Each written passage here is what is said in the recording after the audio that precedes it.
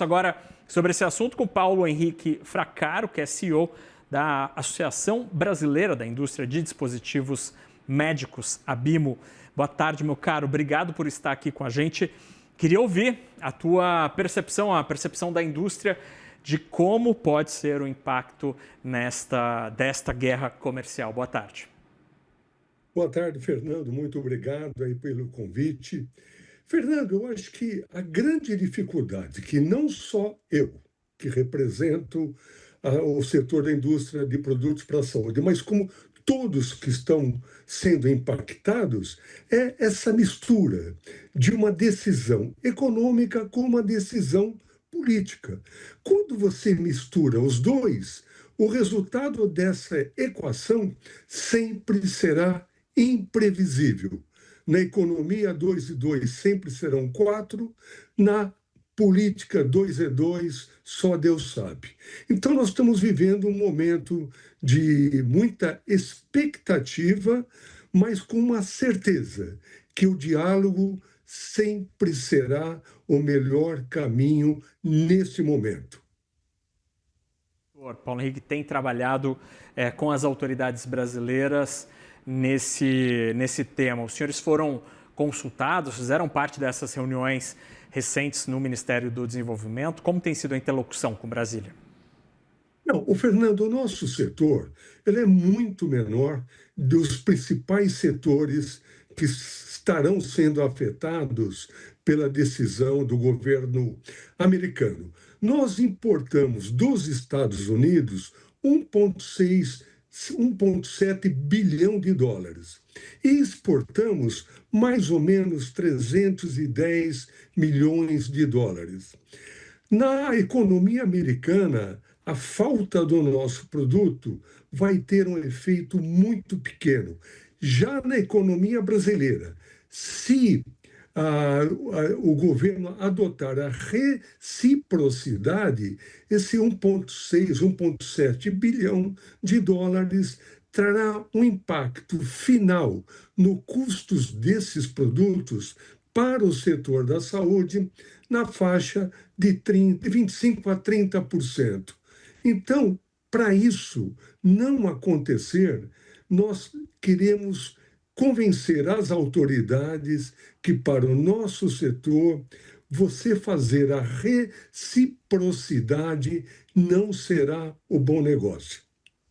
Que tipo de insumos que os senhores, que nós, através de empresas associadas à ABIMO, importa dos Estados Unidos e que são importantes para a nossa saúde aqui no Brasil? Olha, Fernando, grandes equipamentos, produtos para diagnósticos, suturas, uma série de outros equipamentos e produtos que são usados em cirurgia. Então, você pode falar em ressonância, em tomógrafo, você pode falar em raio-x de grande porte, aparelhos de anestesia que você usa durante uma cirurgia.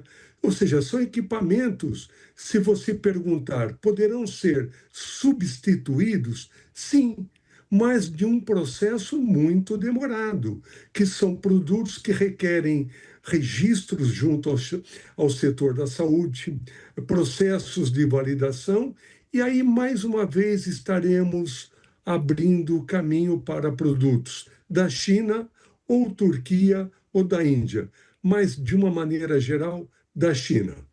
E, Paulo Henrique, os senhores têm tentado, de alguma maneira, sensibilizar as empresas que exportam lá dos Estados Unidos para cá, para que elas tentem ajudá-los em sensibilizar as autoridades americanas de como esta situação poderia acabar sendo prejudicial para os dois países? Fernando, essa situação já vem ocorrendo dentro de uma normalidade, porque as grandes empresas que exportam para o Brasil estão também localizadas no Brasil.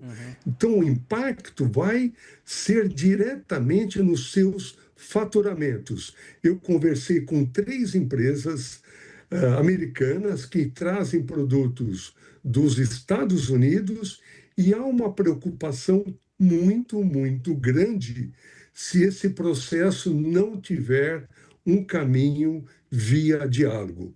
Então, nós temos a certeza que o impacto será muito grande, né, caso essa reciprocidade venha a ser adotada, e essas empresas terão seus custos aumentados e, mais uma vez, abrindo caminho para a China.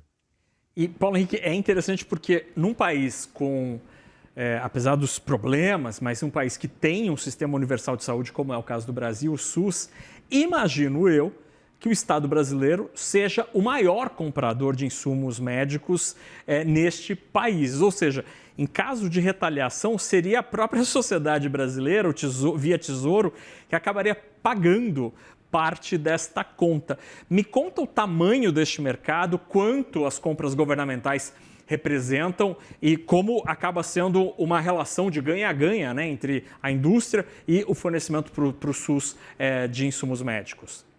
Olha, Fernando, eu vou dizer para você, o Brasil importa hoje, para o total setor da saúde, quase 9 bilhões de dólares. Desses 9 bilhões de dólares, praticamente 60% vai para o mercado público da saúde. Quando eu falo público, é o mercado que atende hospitais públicos e as santas casas, que no seu trabalho dedicado ao setor da saúde, 80%, 85% é para atender o SUS. Então, você vê que a participação do produto importado é muito significativo. Já o americano parte com uma participação, repito, de 1,6, 1,7 bilhão de dólares, também mantendo essa mesma proporção. 60, nesse caso, 60 até 70% chegando para o setor público. Então, é um impacto muito grande, se houver realmente a reciprocidade, e a alternativa, meu amigo Fernando, será buscar outros países com preços mais competitivos. Aliás, ô Fernando, o impacto maior também será nas exportações brasileiras para o mercado americano, porque nós exportamos em torno de 300 milhões de dólares por ano. É um número pequeno comparado com suco, petróleo, outros ingredientes, mas muito importante para consolidar as empresas aqui localizadas. E qual vai ser a alternativa? Procurar novos mercados, que vai tardar muito tempo. E para o povo americano, que importa os nossos produtos, com esse custo mais caro, qual que é a alternativa? Trazer da China, coisa que o Trump vem brigando com as importações na China.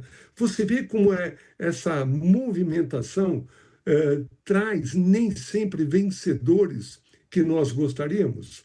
É interessante porque as peças elas vão se reposicionando não necessariamente conforme o desejo, né, das autoridades e às vezes, como o senhor muito bem observou, exatamente no sentido contrário do que querem os formadores de políticas públicas. Agora, Paulo Henrique, eu queria ouvi-lo sobre esta possibilidade de substituição de fornecimento, né? Hoje o Brasil importa, então, essa cifra de 1,6, 1,7 bilhão de dólares em insumos dos Estados Unidos. Em caso de retaliação, obviamente, essa importação ficaria mais cara e aí o senhor levanta a possibilidade de que os compradores aqui no Brasil poderiam procurar outros fornecedores.